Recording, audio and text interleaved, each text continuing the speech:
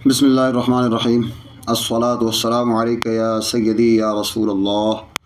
وعلی آلک و اصحابک یا سیدی یا حبیب اللہ۔ اس وقت آپ کے سامنے المحند علی المفند جو دیوبندی عقائد کی بنیاد سمجھی جاتی ہے، جس پر سینکڑوں دیوبندی علماء کی تصدیقات موجود ہیں، کتنی عجیب بات ہے کہ جھوٹوں کے ایک پلندے کی تصدیقات کرنے کے لیے یہ سارے کے سارے جمع ہو گئے۔ یہ انشاءاللہ تعالی سلسلہ وار ہم ان کے بہتانات، افتراءات اور جھوٹوں کا جو پلندہ ہے اس کی وضاحت کریں گے، لیکن آج ان کا وہ بنیادی جھوٹ جس کی بنا پر انہوں نے کتاب لکھنے کا ارادہ کیا اور کتاب لکھ کر تصدیقات وغیرہ کرواتے پھرے، وہ بنیادی جھوٹ ان کا انشاءاللہ تعالی آج کی اس گفتگو میں ہم کھول دیں گے۔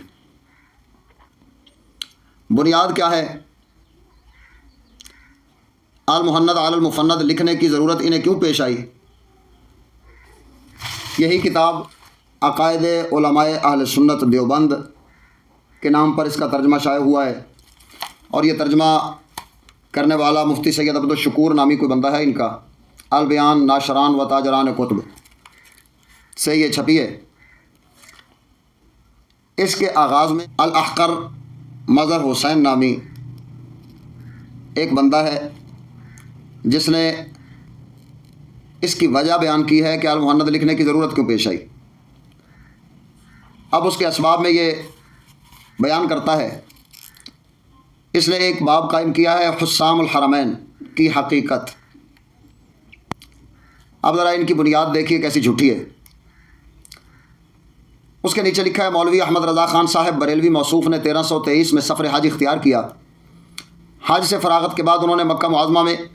ہی ایک رسالہ مرتب کیا جس میں اکابر دیوبند کی عبارات کو لفظی و معنوی تحریف کر کے درج کیا گیا، اور طرفہ یہ کہ محبت و اطاعت محمدی میں ڈوبی ہوئی شخصیتوں پر یہ اتہام لگایا کہ معاذ اللہ انہوں نے اپنی کتابوں میں خدا کو جھوٹا کہا ہے اور سرور عالم صلی اللہ تعالیٰ علیہ وآلہ وسلم کو گالیاں دی ہیں۔ رسالے کو اس طریق سے مرتب کیا کہ پہلے فرقہ قادیانیہ کے عنوان سے مرزا غلام محمد متنبی قادیان کی کفریہ عبارتیں درج کیں، اور اس کے بعد اکابر دیوبند کو فرقہ وہابیہ کذابیہ اور فرقہ وہابیہ شیطانیہ کے قبیح عنوانات کے تحت متعدد فرقوں میں تقسیم کیا گیا۔ اب یہاں سے اس نے حسام الحرمین کے بارے میں لکھتے ہوئے بات کی ہے، اس کا اختتام کیسے کرتا ہے؟ حجاز سے واپسی پر کچھ عرصہ سکوت کرنے کے بعد مولوی احمد رضا خان صاحب نے یہ رسالہ حسام الحرمین کے نام سے ہندوستان میں 1325 میں طبع کرایا۔ اب آگے لکھتا ہے المحند علی المفند۔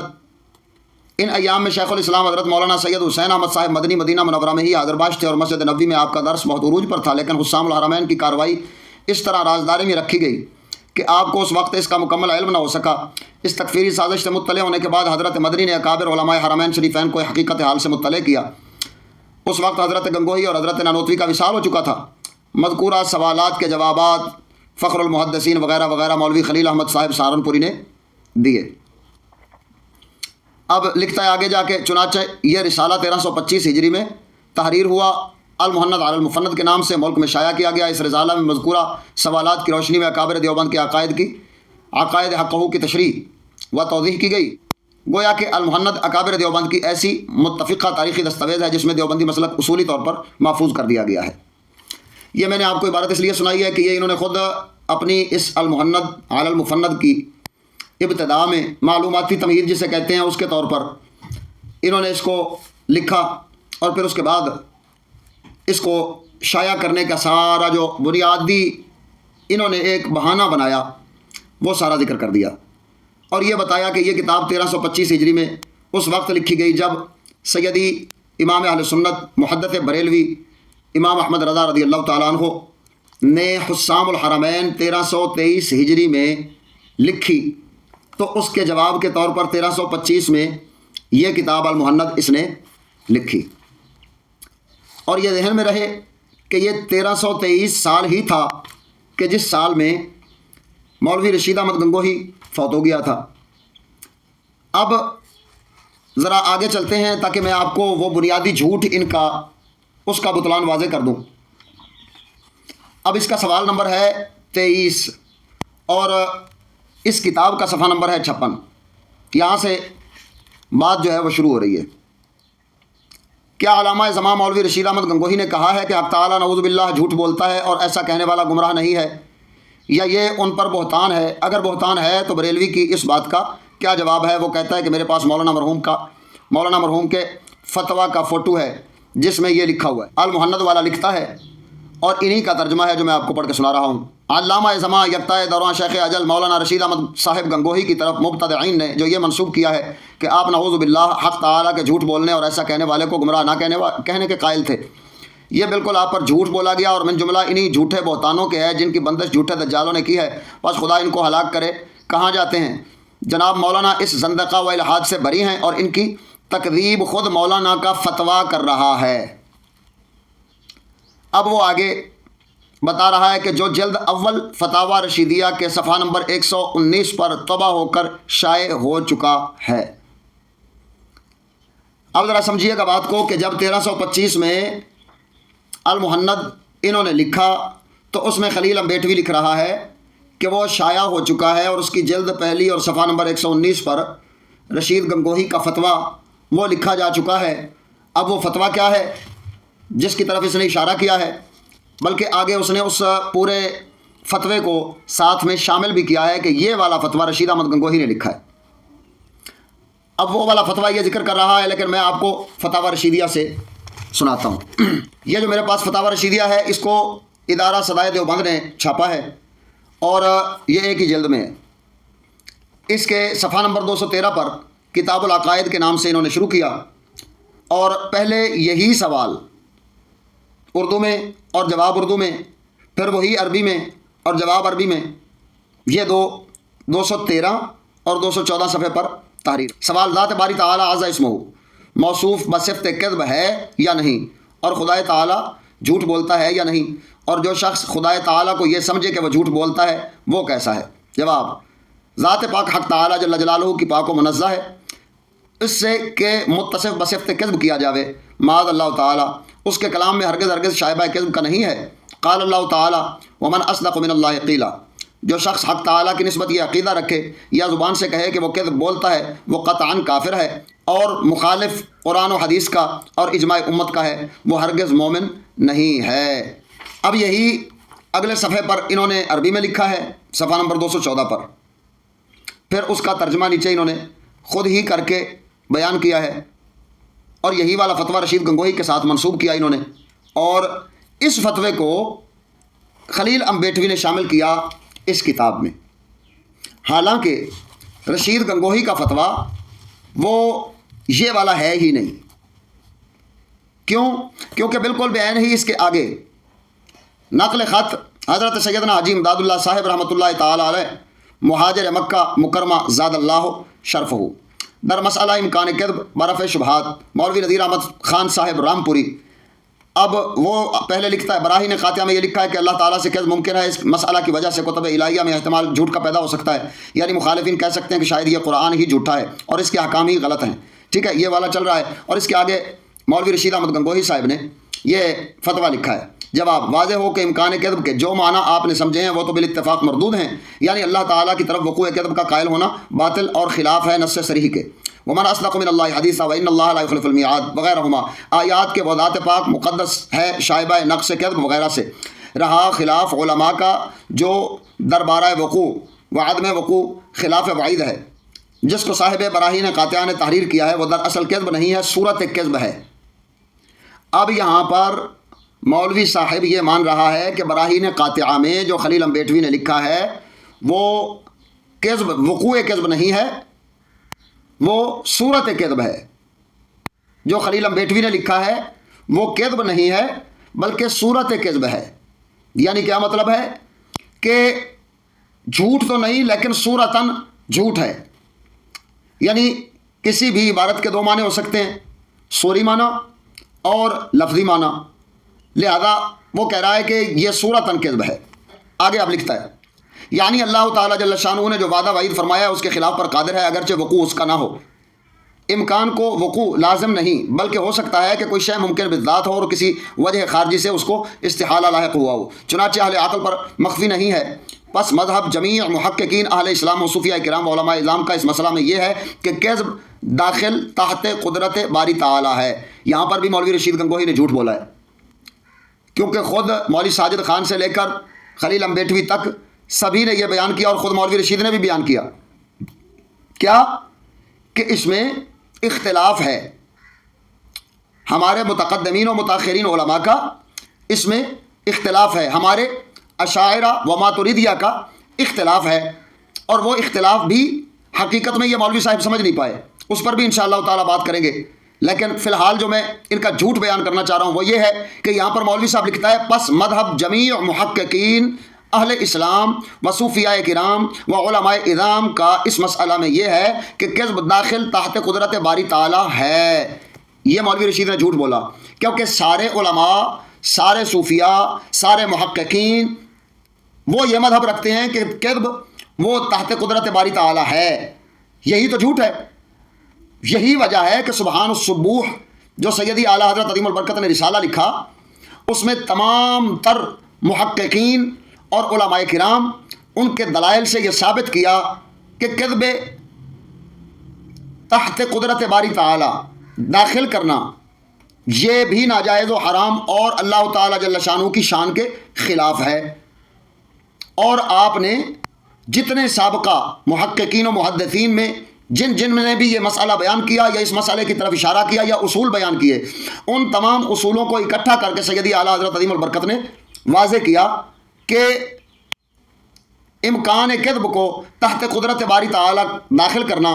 یہ جائز نہیں ہے۔ تو یہ مولوی رشید احمد گنگوہی نے جھوٹ بولا۔ اب ذرا لوٹتے ہیں اس بات کی طرف کہ اس فتوے کی حقیقت کیا ہے۔ لیکن میں یہ بتانا چاہ رہا تھا کہ یہ اصل میں فتویٰ رشید گنگوہی کا ہے، لیکن پیچھے والا فتویٰ یہ رشید گنگوہی کا ہے ہی نہیں۔ وجہ کیا ہے اس کی؟ آپ دلیل مانگیں گے تو یقیناً میں دلیل دوں گا کہ اس کے صفحہ نمبر 215 پر خلاصہ تصحیح علماء مکہ مکرمہ زاد اللہ شرفہا، یہ عنوان دے کر انہوں نے نیچے عربی عبارت لکھی ہے، اور اس عربی عبارت میں انہوں نے 3 بندوں کے نام ذکر کیے ہیں جو علماء مکہ میں سے ہیں۔ وہ کون سے ہیں؟ محمد صالح بن المرحوم صدیق کامل الحنفی، اور دوسرا نام دیا ہے محمد سعید بن محمد بابصیل مفتی الشافعیہ، اور تیسرا نام دیا انہوں نے محمد عابد بن المرحوم الشیخ حسین المالکیہ۔ اب یہ 3 نام اس نے ذکر کیے ہیں، اور یہی 3 نام اس المحند میں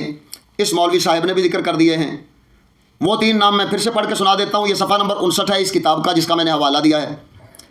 اس پر وہی نام لکھے ہوئے ہیں، محمد صالح خلف صدیق کمال مرحوم، اور دوسرے نمبر پر محمد سعید بن بابصیل، اور تیسرے نمبر پر محمد عابد بن شیخ حسین مرحوم مفتی مالکیہ۔ اب ذرا یہ دیکھیے کہ سیدی امام اہل سنت محدث بریلوی رضی اللہ تعالیٰ عنہ آپ کے اس فتویٰ حسام الحرمین، اس میں بھی تصدیق انہی حضرات کی ہے، اور بالخصوص محمد سعید بن بابصیل ان کی تصدیق موجود ہے، کیونکہ یہ علماء مکہ کے سردار سمجھے جاتے تھے۔ تو ان کی تصدیق موجود ہے حسام الحرمین پر، اور اس المحند پر بھی صفحہ نمبر 99 پر مکہ مکرمہ زاد اللہ شرفاً و تعظیماً کے جتنے علماء کے انہوں نے دستخط کروائے ہیں ان میں سے سر فہرست یہی نام لکھا ہوا ہے، محمد سعید بابصیل شافعی شیخ علماء مکہ مکرمہ۔ ٹھیک ہے، اس کتاب کی بھی انہوں نے تصدیق کی۔ اب وہ تصدیق کیسے کی کہ جب حسام الحرمین کی تصدیق کر چکے تھے تو پھر اس کتاب کی تصدیق انہوں نے کیسے کی؟ کیونکہ حسام الحرمین میں جتنی عبارات نقل کی گئی تھی ان کے کفریہ عقائد و نظریات کی، یا ان کی کتابوں کی عبارات جن پر کفر لازم آتا تھا، وہ والی عبارات اس نے نقل نہیں کی، بلکہ عقیدے کے طور پر مذہب اہل سنت کے عقیدے پیش کر دیے اور اپنی عبارات کو بھی چھپا لیا، اپنے عقائد و نظریات کو بھی چھپا لیا، جس وجہ سے وہ دھوکہ کھا گئے بیچارے اور انہوں نے دستخط تو کر دیے، لیکن یہ مولوی صاحب جھوٹ بولتے بولتے یہ بھول گیا، جیسے بزرگ فرماتے ہیں کہ دروغ گورا حافظہ نہ باشد، جھوٹے بندے کو یاد نہیں رہتا۔ اب اس بڑے کذاب کو یاد نہ رہا خلیل امبیٹوی کو کہ میں کیا کر رہا ہوں۔ اس نے اپنی کتاب میں خود لکھ دیا کہ دیکھیں جی رشید احمد گنگوہی کا فتویٰ وہ موجود ہے ہماری کتاب میں اور ہم نے اس کو بیان کر دیا ہے، اور ساتھ میں پورا رشید گنگوہی کا فتویٰ بھی نقل کر دیا، اور ساتھ ہی ان 3 علماء کرام جو علماء مکہ تھے ان کے نام بھی ذکر کر دیے۔ اب میرا سوال یہ ہے کہ یہ تصدیق علماء نے کب کی؟ حسام الحرمین لکھنے سے پہلے کی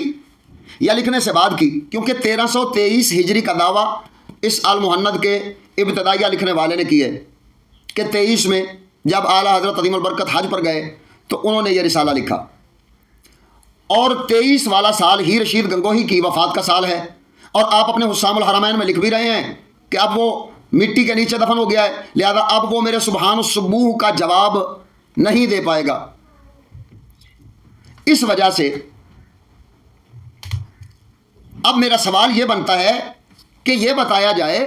کہ یہ جو تصدیقات ہیں علماء مکہ کی، یہ پہلے کی ہیں یا بعد کی ہیں حسام الحرمین لکھنے سے؟ اگر تو یہ کہیں کہ بعد کی ہیں تو پھر یہ مولوی خلیل امبیٹوی جھوٹ بول رہا ہے، جو المحند لے کر ساتھ گیا ہے تصدیقات کروانے کے لیے، اور اس میں لکھ کر لے کے گیا ہے کہ دیکھیں جی یہ فتویٰ ہم نے شائع کر دیا ہے اور اس پر تصدیقات موجود ہیں ان علماء کی، کیونکہ المحند لکھا گیا حسام الحرمین کے جواب میں، تو حسام الحرمین وہ 1323 میں لکھی گئی، تو پھر رشید گنگوہی فوت ہونے سے پہلے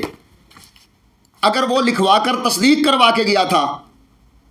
یہی کہنا چاہ رہے ہیں نا، تو پھر یہ ثابت ہوتا ہے کہ وہ واقعی فتاوی رشیدیہ میں لکھا ہوا تھا۔ اب اگر رشید گنگوہی وہ تصدیق کروا کے گیا ہے حسام الحرمین سے پہلے، تو اعتراض یہ بنے گا کہ پھر بتاؤ بھائی یہ تصدیق کرنے والے جو محمد سعید بن بابسیل اور ان کے ساتھ باقی علماء ہیں جو حسام الحرمین کی تصدیق کرنے والے بھی ہیں اور رشید گنگوہی کے فتوے کی بھی تصدیق کرنے والے ہیں، تو اگر حسام الحرمین سے پہلے انہوں نے تصدیق کی تو لازم آئے گا کہ ان حضرات نے یہ کیوں نہیں پوچھا کہ بھائی ہم نے تو اس کے فتوے کی اور اسی مسئلے میں اس نے جو فتویٰ لکھا ہے اس کی تصدیق کی ہوئی ہے، لہذا تم یہ حسام الحرمین لکھ کر ہمارے پاس لائے ہو، رشید گنگوہی کے اوپر الزام لگا رہے ہو۔ یہ لازم آتا ہے کہ نہیں آتا؟ اس کا مطلب یہ ہوا کہ رشید گنگوہی کے زندگی میں ایسا کوئی فتویٰ نہیں لکھا گیا تھا جو فتویٰ وہ لکھ کر علماء مکہ سے تصدیق کروا کے گیا ہو۔ اب کوئی یہ کہہ سکتا ہے کہ نہیں جی یہ فتویٰ جو ہے اس پر تصدیق بعد میں کروائی تھی اور فتویٰ اس نے لکھا پہلے تھا، تو پھر آپ کو مولوی جی اپنی المحند میں ان کی تصدیقات ساتھ میں نہیں لکھنا چاہیے تھیں۔ میں نے اسی لیے کہا ہے نا کہ جھوٹے بندے کا حافظہ نہیں ہوتا۔ وہ جھوٹ بولنے لگا جب رشید گنگوہی کے نام پر۔ اصل فتویٰ جو میں نے آپ کو پڑھ کے سنایا حاجی امداد اللہ صاحب مہاجر مکی رحمۃ اللہ تعالیٰ علیہ، ان کے جواب میں جو اس نے لکھا تھا وہ والا فتویٰ اصل میں رشید گنگوہی کا تھا، لیکن اس سے کچھ الفاظ چرا کر اور کچھ عبارات لے کر اسی خلیل امبیٹوی نے اس کو عربی رنگ دیا، رنگ دے کے اس کو سوال کیا، پھر جواب دیا، جواب دینے کے بعد وہ والا فتویٰ پیش کر دیا اور وہی والا عقیدہ اور نظریہ اس نے پیش کیا اور امکان کذب کا مسئلہ وہ بیچ میں ہی لٹکا دیا۔ لیکن رشید گنگوہی کے اس فتوے کو جو اصل میں اس کا فتویٰ تھا اس نے پورا نقل نہیں کیا اور ادھورا اور بے معنی نقل کر کے اس نے پیش کر دیا، بس جس سے یہ معنی ظاہر ہو کہ ایسا عقیدہ رکھنے والا جو اللہ تعالیٰ جل شانہ کو موصوف بصفت کذب سمجھے وہ کافر ہے۔ اب اس کا عقیدہ بیان کر کے اس نے لگا دیا ساتھ میں اپنی طرف سے لکھ کر، اور جا کے جب المحند کی تصدیق کروائی ہے تو اس کو تصدیق کروانے کے لیے اس نے ایسے فتاوی جات جو ہیں وہ لکھ کر لے کے گیا تھا، جا کے پہلے ان علماء کو دکھائے تھے، اور وہیں پر اس نے رشید گنگوہی کے مرنے کے 2 سال بعد تصدیقات کروائی تھی۔ لیکن لکھا کیا ہے؟ واپسی پہ آ کے اس نے جھوٹ بول دیا، کہنے لگا جی المحند میں لکھ کر کہ رشید احمد گنگوہی صاحب کا پہلے فتویٰ لکھا ہوا ہے، فتاویٰ رشیدیہ کے جلد نمبر جناب 1 اور صفحہ نمبر 119 پر لکھا ہوا ہے وہ فتویٰ، اور ساتھ میں یہ بھی لکھ رہا ہے کہ تصدیقات علماء مکہ مکرمہ بھی موجود ہیں۔ بات کی سمجھ آئی آپ کو؟ اس نے کیا کیا؟ خود فتویٰ لکھا اور لکھ کے اس وقت پیش کیا جب یہ المحند پیش کر رہا تھا، اور المحند کے ساتھ ہی اس پر بھی تصدیقات لے لی، اور بعد میں یہ اضافی عبارت شامل کر دی کہ یہ تصدیقات علماء مکہ نے رشید گنگوہی کے فتوے کی ہیں اور ہم وہ ساتھ میں نقل کر رہے ہیں۔ جب تصدیقات اس نے لے لی تو اس کے بعد اس نے ادھر فتاویٰ رشیدیہ کا جو نیا ایڈیشن آیا اس میں بھی ساتھ میں لگا دیا، اور ادھر المحند کو بھی ساتھ میں لگا دیا، اور یہ لکھ کے لگا دیا کہ علماء مکہ مکرمہ نے اس کی تصدیق کی ہے۔ وہ اصل میں رشید گنگوہی کا فتویٰ ہے ہی نہیں۔ اب میں چیلنج کرتا ہوں مولوی سارق خائن نفس بندی صاحب کو کہ مولوی صاحب یہ ثابت کرو کہ یہ فتویٰ رشید گنگوہی کا تھا اور اس کی تصدیقات پہلے ہوئی تھیں یا بعد میں ہوئی تھیں، یہ بھی دلیل کے ساتھ ثابت کرو۔ جس فتوے کو بنیاد بنا کر المحند والا رشید گنگوہی کے گلے سے توق کفر کے فتوے کا نکال رہا ہے، وہ فتویٰ دراصل رشید گنگوہی کا ہے ہی نہیں۔ اس کو پہلے ثابت کرو کہ یہ واقعی رشید گنگوہی کا فتویٰ ہے۔ اگر تم یہ ثابت کرنے میں کامیاب ہو جاتے ہو تو پھر ہم پوچھیں گے کہ جب حسام الحرمین کا فتویٰ سیدی اعلیٰ حضرت نے رشید گنگوہی اور قاسم نانوتوی کے مرنے کے بعد لگایا تو پھر رشید گنگوہی کو ضرورت کیوں پیش آئی کہ میں علماء سے اس فتوے کی تصدیق کروا لوں؟ وجہ کیا تھی؟ ضرورت کیا تھی؟ اور علماء مکہ کو کیا ضرورت پیش آئی تھی کہ اس مولوی رشید گنگوہی سے پوچھتے، سوال پوچھتے کہ ہاں بھائی بتا تیرا عقیدہ اور نظریہ کیا ہے؟ اگر تو حسام الحرمین 23 میں آئی اور 23 میں رشید گنگوہی فوت ہو گیا اور تم دعویٰ کرتے ہو کہ یہ فتویٰ پہلے کا لکھا ہوا ہے، تو پھر علماء مکہ کو یہ ضرورت پیش کیوں آئی؟ کیونکہ فتویٰ کفر حسام الحرمین نے تو بعد میں لگایا ہے، پہلے رشید گنگوہی کیسے تصدیق کروا سکتا ہے اپنی موت سے اور اپنے جناب سارے ان معاملات سے اور فتویٰ لگنے سے پہلے؟ اب مولوی صاحب بات وہی ثابت سچی ہوگی جو مولانا راشد رضوی صاحب نے آپ کے سامنے رکھی ہے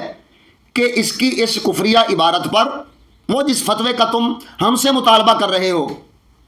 اور جو فتویٰ تمہارے گھر سے لکھا گیا اس کی نقلیں اور کاپیاں وہ ہمارے بزرگوں تک پہنچی، امام اہل سنت کے پاس پہنچی، اور اسی طرح مولانا غلام میر علی صاحب کے پاس پہنچی، یا اسی طرح باقی جتنے بھی ہند کے علماء تھے علماء اہل سنت ان کے پاس پہنچی، تو انہوں نے تو وہی کاپیاں ہی لگانی تھی، کیونکہ رشید گنگوہی اپنی زندگی میں اس فتوے کا رد کر کے نہیں گیا، اور جس فتوے کا رد تم کہہ رہے ہو یہ المحند کی بات کو بناتے ہوئے دلیل، اور یہ فتویٰ رشید گنگوہی کا فتاویٰ رشیدیہ اس کو تم دلیل بنا کے پیش کر رہے ہو، تو یہ فتاویٰ اس میں لکھا ہوا وہ فتویٰ وہ رشید گنگوہی کا اپنا ہے ہی نہیں۔ کیوں؟ کیونکہ علماء مکہ مکرمہ کو پھر کیا ضرورت پیش آئی کہ رشید گنگوہی کے فتوے کی وہ تصدیق کریں، اور رشید گنگوہی کو کیا ضرورت پیش آئی کہ یہ تصدیق کروائیں؟ اس کا مطلب یہ ہے کہ اگر پہلے تکفیر کی جا چکی تھی تو پھر ان علماء مکہ مکرمہ نے تصدیق کی، اور اگر پہلے تکفیر کی جا چکی تھی اور تصدیق بھی اس نے اپنی زندگی میں علماء مکہ سے کروا لی تھی، تو پھر حسام الحرمین کی تصدیق انہوں نے کیوں کی؟ یہ ایسا سوال ہے جو سارق خائن نفس بندی صاحب اور ان کے ساتھ جتنے بھی ذریت وہابیہ رشیدیہ ہیں وہ اس سوال کا جواب اب نہیں دے پائیں گے انشاءاللہ الرحمن۔ یہ دعویٰ کرتا ہوں کہ اب وہ اس بات کا جواب نہیں دے پائیں گے، اور یہ بات یہ اس خلیل امبیٹوی کے جھوٹا ہونے کی بہت بڑی دلیل ہے۔ اس سے اور بھی بہت بڑے دلائل وہ انشاءاللہ تعالی ہم سلسلہ وار کریں گے، ایک ایک کر کے ان کے عقائد دیابنہ کا جائزہ لیں گے، اور ساتھ میں المحند کی لکھی ہوئی عبارتوں کا جائزہ لیں گے، اور پھر ان علماء مکہ مکرمہ کی تصدیقات کا جائزہ لیں گے کہ کیا واقعی میں علماء مکہ نے ان کے عقائد کی تصدیق کی تھی اور ان کی ان کفریہ عبارات کی تصدیق کی تھی، یا انہوں نے ہیر پھیر کر کے ان سے جھوٹ بول کر دھوکہ دے کر تصدیقات لی تھیں۔